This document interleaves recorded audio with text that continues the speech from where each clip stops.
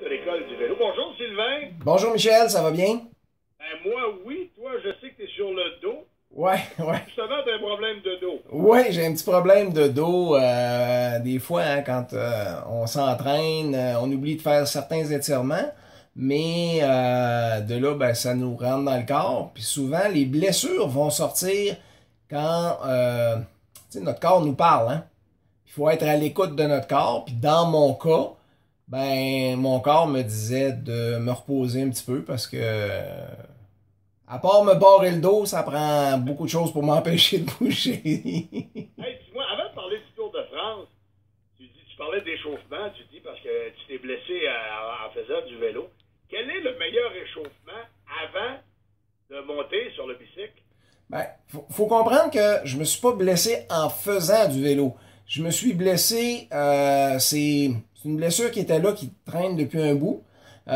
C'est toujours les étirements après l'échauffement, après l'entraînement.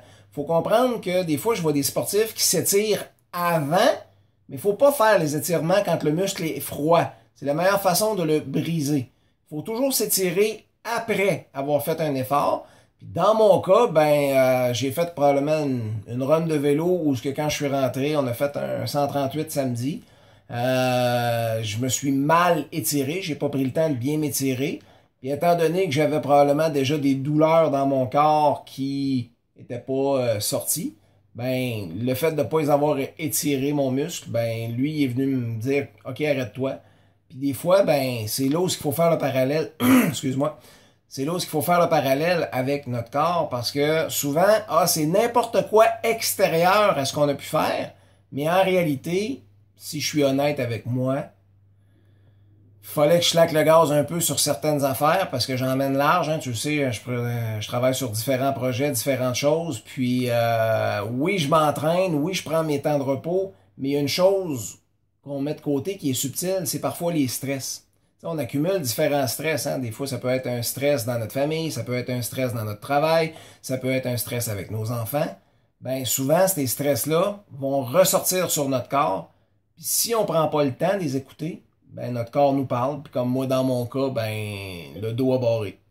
Question, coach. J'entends souvent ça de la part de sportifs. Dire, je pratique le sport, c'est mon défoulement, ça m'enlève du stress, ça m'enlève... Est-ce que c'est une bonne façon de faire, d'aller s'entraîner, de pratiquer des sports justement pour alléger le stress? Oui, parce qu'il faut comprendre que le sport dégage des endorphines, dégage des choses qui nous permettent justement de mieux se sentir.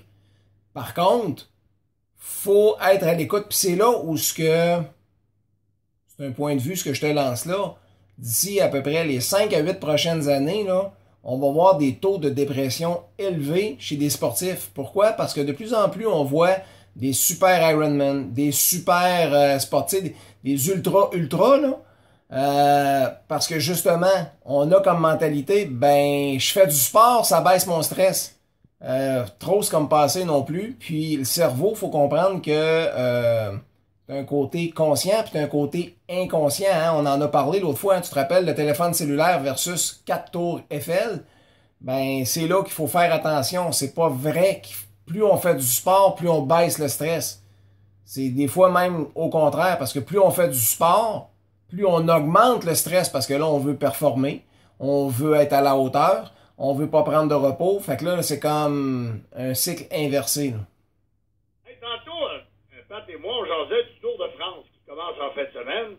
Et on se disait, est-ce qu'il y a une sécurité accrue pour protéger les athlètes, pour protéger les cyclistes? Parce qu'on voit ça à la télévision. Les gens peuvent s'approcher, les spectateurs peuvent s'approcher très, très près des en course. Ouais, ben, c'est dans les montées surtout qu'on va voir où ce que les gens peuvent être très proches des cyclistes, même pour avoir parlé quelques fois avec David Veilleux. Écoute, faut que tu fasses ton chemin, puis il y a des fois, il y a des coups de poing qui se donnent parce que... Pardon? Des fois, les gens sont carrément dans les jambes et ils courent à côté des cyclistes. Hein? Oui, tout à fait. Par contre, tu remarqueras, à chaque fois qu'il y a des arrivées, dans les 2 derniers kilomètres, il y a des barricades, et là, personne peut interférer, parce qu'il faut comprendre que, surtout les premières étapes, on va voir sortir les sprinteurs, parce que les premières étapes se font pas dans les grosses montées.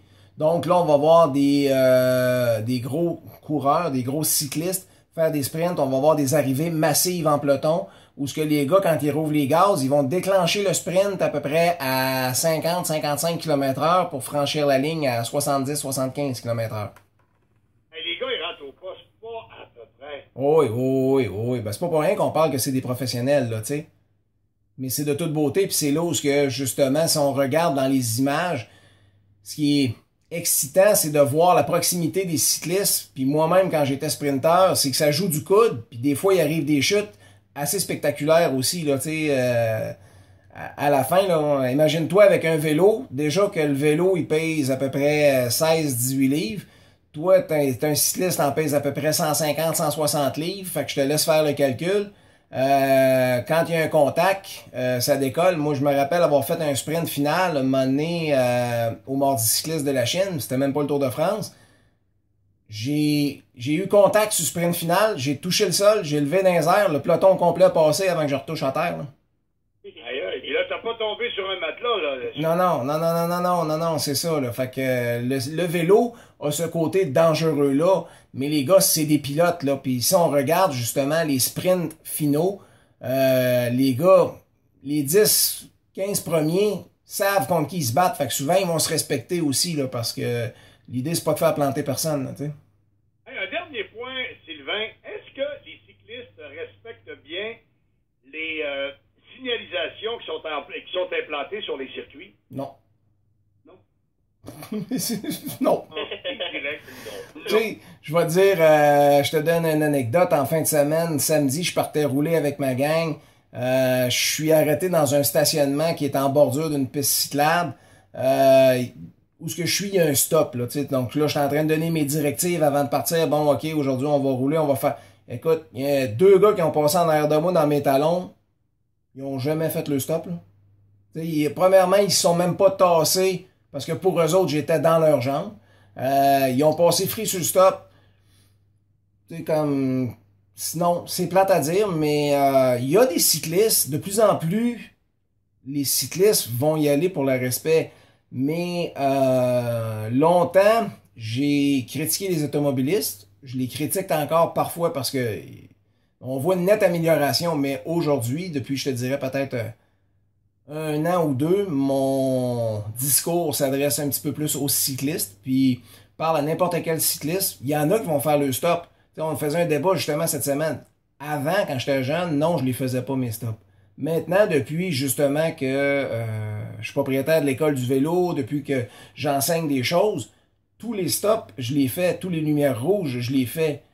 Mais il y a encore malheureusement trop de cyclistes qui ne respectent pas le code de la sécurité routière. Puis, le code de la sécurité routière, c'est pas juste pour les automobilistes, les camionneurs, c'est le code de la sécurité routière. T'sais, on s'en va en motoneige dans les sentiers, il y a des stops. On s'en va en 4 roues dans les sentiers, il y a des stops.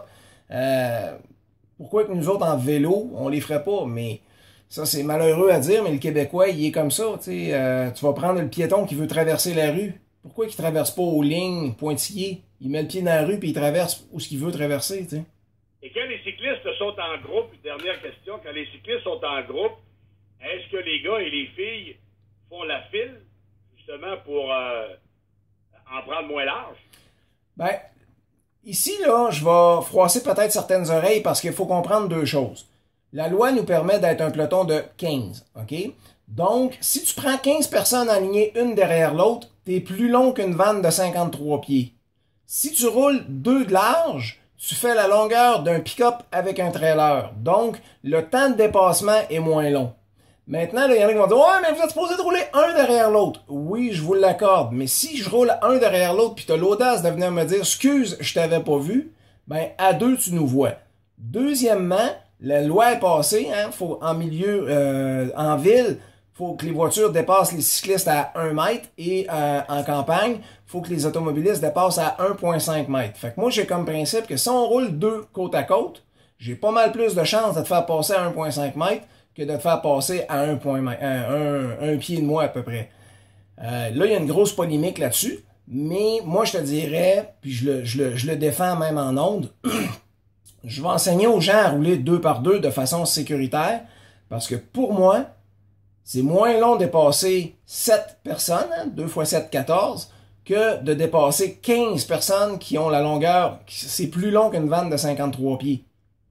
Fait que la question est la suivante. Mettons qu'on roule peu importe les routes, c'est-tu toujours sage de dépasser une vanne de 53 pieds? Tu te rappelles dans le temps que le parc était pas à voie double, là? Ouais. T'attendais ta chance en tabarouette avant de te soigner en avant de la vanne, hein? Sylvain, je suis d'accord avec toi. Le problème, là, c'est qu'ici, là, je sais pas comment c'est dans votre coin, mais ici, là, la plupart du temps, là, parce qu'on a un beau 2-3 mètres sur le bord de la route vers la droite qui est libre pour eux, ben, ils roulent l'autre bord de la ligne blanche sur notre voie. Fait que là, quand t'arrives à te tasser d'un mètre, point 5, tu te retrouves sur l'autre voie. Fait que là, t'as des chars de l'autre bord, tu peux pas passer. On le voit régulièrement, des gens qui sont bloqués, qui sont obligés d'être derrière le vélo en char. Quand t'es derrière le vélo, là, ça avance pas vite. Hein? Ouais, mais il faut comprendre une chose. La route termine à la ligne blanche. Tout ce qui est dans l'accotement, c'est une voie de service ou ce que c'est pas une obligation de rouler dessus. C'est sûr et certain que quand les cyclistes peuvent en faire usage, moi je le recommande beaucoup. Par contre, souvent sur les accotements, que ce soit chez vous, que ce soit ici ou même, il y a des vibreurs aussi des fois, là, tu comprends? Puis moi je pose souvent la question, parce qu'il m'est arrivé justement une anecdote cette semaine. Toi, avec ta voiture, est-ce que tu irais dans ce secteur-là? Si la réponse est oui, bon, ben à ce moment-là, moi, en vélo, je peux y aller. Maintenant, pour ce qui est de dépasser, puis d'aller dans l'autre voie, la loi prévoit dans le code que tu te dois, au même titre quand tu dépasses un tracteur de ferme, une mobilette ou peu importe, de changer de voie. Tu as le droit de franchir la ligne continue pour dépasser de manière sécuritaire. Hey, Sylvain, malheureusement, c'est tout le temps qu'on a. Je voudrais, en terminant, te partager notre pensée de sport, parce qu'on termine toujours l'émission avec une pensée de sport qui s'adresse aux coureurs cyclistes. Écoute bien, ne baisse jamais les bras, tu risquerais de le faire 2 secondes avant la victoire. Ah, c'est même que, tu vois, on enseigne aux jeunes cyclistes, normalement, les pros devraient pas le faire, mais bon, c'est toléré. Tu ne lâche jamais ton guidon avant d'avoir franchi la ligne. Si, mettons, comme on a eu le tour du lac l'autre fois, là, la compétition, si les gars passent la ligne puis lèvent les bras dans les airs avant, les officiels peuvent les disqualifier parce qu'ils ont lâché le guidon. Ah ouais, ce point-là. Ouais. Hey, Sylvain, je crois que tu vas bien. Merci beaucoup. Ben, c'est moi qui vous remercie encore, puis j'ose espérer que j'ai lancé un bon débat entre le partage automobiliste-cycliste, puis j'invite ceux qui nous écoutent à nous lancer leurs questions, puis s'il faut, je m'arrangerai pour aller directement en ondes. On fera peut-être une ligne ouverte, on fera peut-être quelque chose de spécial, parce qu'à quelque part, les automobilistes ont droit au respect, puis pour répondre à la première question, non, c'est pas tous les cyclistes qui respectent le code. Puis je comprends qu'il y ait des cyclistes qui en prennent un petit peu plus large là-dessus. Là. Je veux juste clarifier ça en terminant. C'est des deux côtés. Oui, tout à fait. Merci beaucoup, Sylvain. Hey, bonne fin de journée tout le monde, puis on se reparle la semaine prochaine. Bonne journée. Les Jays ce soir contre les